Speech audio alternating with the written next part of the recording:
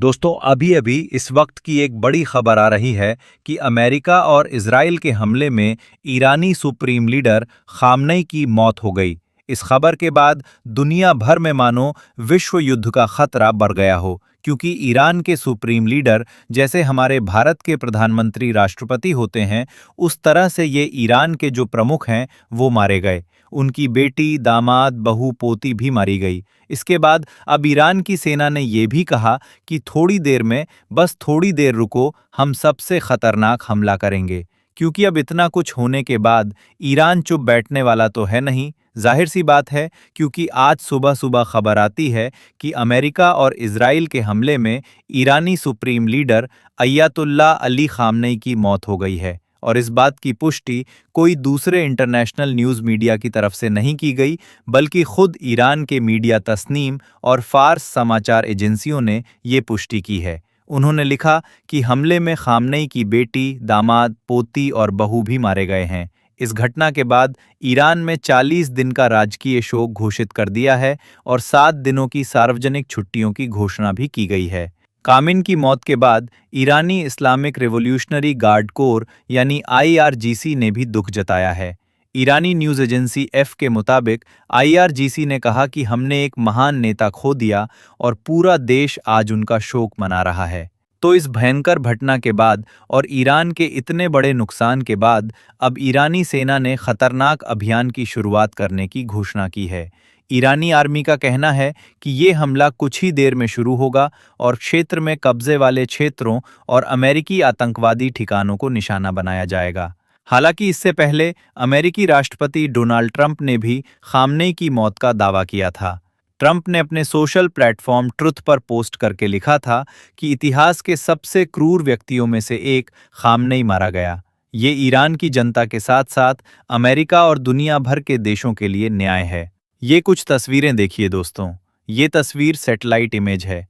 Iran के supreme leader Khamenei के घर पर हमले की है, जिसे सैटेलाइट से लिया गया है। हमले के बाद पूरा घर मलबे में तब्दील हुआ नजर आ रहा है।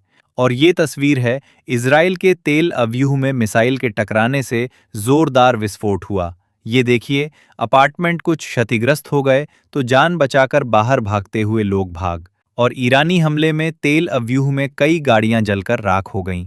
तो दमकल कर्मी हमले के बाद जलती हुई कार को बुझाते हुए हैं।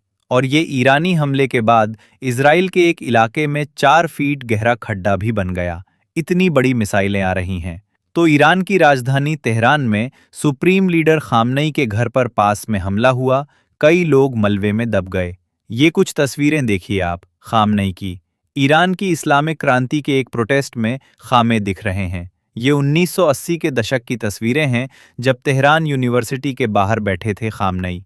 वो अपनी सादगी के लिए जाने जाते थे ईरान में, सिंपल नेता के रूप में काफ़ी फेमस थे। तो वो अब मारे गए हैं। ये आप ईरान के मानचित्र में देख सकते हैं। इजराइल ने ईरान पर अलग अलग जगहों पर कहां-कहां एयर स्ट्राइक की है और इन जंगी हालातों के बीच अब ईरान ने इजराइल समेत दुनिया के 9 देशों पर हमला किया, क्योंकि अमेरिका और इजराइल दोनों मिलकर जो ईरान पर हमला कर रहे हैं। तो ईरान भी अब चुप नहीं बैठ रहा, बल्कि ना सिर्फ अमेरिका इजराइल पर, बल्कि 9 देशों पर ईरान ने जवाबी हमला किया, जिनमें सबसे बड़े हमले किए संयुक्त अरब अमीरात यूएई के, जो काफ़ी पॉपुलर शहर हैं अबू धाबी और दुबई, वहां किए गए हमले। ये तस्वीरें आपको बताता हूं। देखिए आप, ये दुबई के बुर्ज खलीफा की तस्वीर है, जो कि काफ़ी मशहूर इमारत है। उसके पास भी ड्रोन हमला हुआ। मीडिया रिपोर्ट्स में ये तस्वीरें आ रही हैं। इसके अलावा ईरान इजराइल जंग के बीच दुबई के खलीफा को रात में खाली कराया गया। यहाँ की लाइट्स भी बंद कर दी गई हैं। और ये देख सकते हैं आप, इजराइल और ईरान के एक दूसरे के हमले के बाद पूरे मिडिल ईस्ट में एयर स्पेस को बंद कर दिया है। किस तरह से मिडिल ईस्ट से हवाई यातायात पूरी तरह से बंद हो चुका है। यूएई, दुबई, अबू धाबी के अलावा Saudi Arabia, Qatar, Kuwait, Jordan, Bahrain, Israel, Iraq, Syria, इन कई देशों पर ईरान की तरफ से हमले किए गए। क्योंकि एक्चुअली क्या है कि इन देशों में कई अलग अलग जगहों पर अमेरिका ने अपने लड़ाकू बेस बनाए थे, लड़ाकू विमान वगैरह तैनात कर रखे थे। उन्हीं बेस पर हमला करने के लिए ईरान 400 से ज्यादा फ्लाइट्स कैंसिल कर दी गई है। दुबई, अबू धाबी इस रूट पर जाने वाली एयरपोर्ट पर ही यात्रियों ने रात गुजारी। और जम्मू के श्रीनगर में भी खामिनेई की मौत का विरोध देखने को मिल रहा है। ये भारत की कुछ तस्वीरें दिखाता हूं आपको। देखिए, ये मुंबई तमिलनाडु एयरपोर्ट की तस्वीरें हैं और ये जम्मू कश्मीर के श्रीनगर में ईरान के सुप्रीम लीडर खाम की मौत के विरोध में युवाओं ने विरोध प्रदर्शन किया। और ये तमिलनाडु के एयरपोर्ट टर्मिनल पर भी यात्री फंसे हुए हैं। देर रात तक मुंबई एयरपोर्ट पर भी यात्रियों ने रात गुजारी।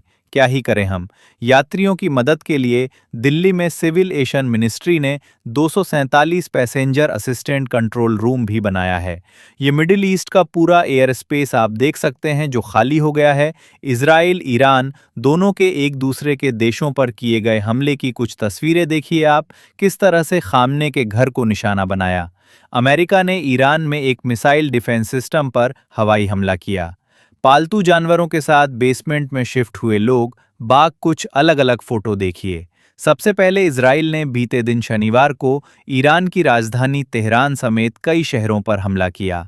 उसके बाद ये पूरा हमला और युद्ध का माहौल शुरू हुआ और कई अलग अलग जगहों पर भीषण मिसाइलें छोड़ी जा रही है। हमले की तस्वीरें आप देख सकते हैं। इस बीच खबर आ रही कि ईरान इजराइल जंग से भारत की 50% तेल सप्लाई पर भी संकट छाया। इस वजह से सोना चांदी महंगा हो सकता है। क्रूड ऑयल की सप्लाई कम होने की वजह से पेट्रोल डीजल भी महंगा हो सकता है और हॉर्मुज़ रूट अगर बंद हुआ तो 10% एक्सपोर्ट भी खतरे में आ सकता है। तो अभी तक का लेटेस्ट अपडेट ये है, ईरानी सुप्रीम लीडर खामिनेई की मौत हो चुकी है। उसके बाद ईरान आगे क्या कार्यवाही करता है? दुनिया भर के देशों को बातचीत से, डिप्लोमेसी के तरीके से समाधान निकालना चाहिए ज़रूर, वरना हमले में तो सभी देशों को नुकसान ही होता है। आपकी क्या राय है, विचार है? कमेंट करके बताइएगा ज़रूर। बाकी आगे आने वाले पल पल के लाइव अपडेट्स आपको बताता रहूँगा इसी चैनल डीएलएस न्यूज़ के माध्यम से, तो बिल्कुल जुड़े रहिएगा आप मेरे साथ। चैनल को सब्सक्राइब करके बेल आइकॉन ज़रूर दबा देना। जय हिंद, जय भारत, वंदे मातरम।